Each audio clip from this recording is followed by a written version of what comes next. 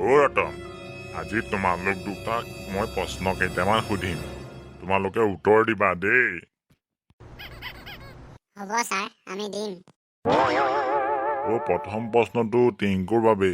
কোৱাচোন, প্ৰেম মানে কি? ছাৰ, এইটো মই নোৱাৰিম। এইটো ৰতনক সোধকচোন। ছাৰ, মানুহৰ জীৱনৰ লক্ষ্য উলট পালট কৰাকেই প্ৰেম বুলি কয়। পাৰিছা দেই ৰতন। ছাৰ, মই এটা আপোনাক প্ৰশ্ন সুধিব পাৰিমনে? পাৰিবা, কোৱাচোন।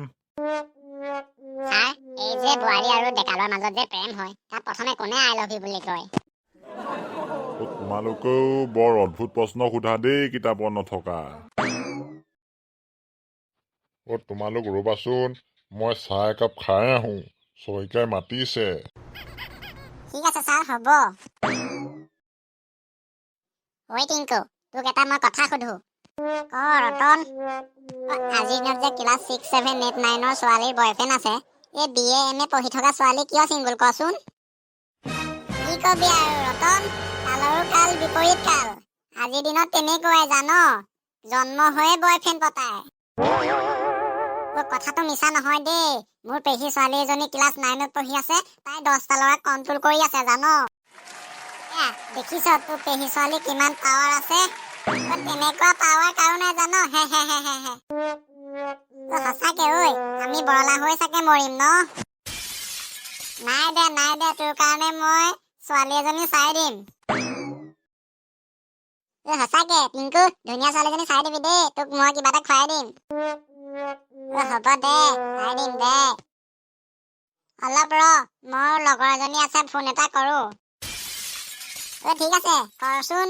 ইয়াত নহয় দেই, মই বাহিৰত গৈ কৰিম, তই বেয়া পাবি নেকি? নেপাও দে, মই ইয়াতে আছো, মোৰ অলপ কম্পিউটাৰত কাম আছে, তই যা বাহিৰত। ইয়াত চোন কোনো নাই, ইয়াতে ফোনটো কৰি লওঁ ৰ।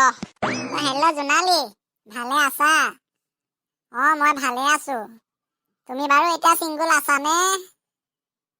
নাই, এনেই মোৰ লগৰ এজন আছিলে মানে।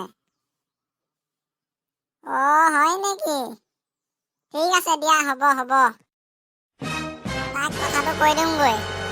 ৰতন, গৈছো ৰ। হ'ব নেকি? কি জান, এজনী ছোৱালী আছিল বিয়া নোহোৱাকৈ, এতিয়া খবৰ ললো তাইও 4টা সন্তানৰ মাতৃ হল। তোৰ কি হৈছে ৰতন?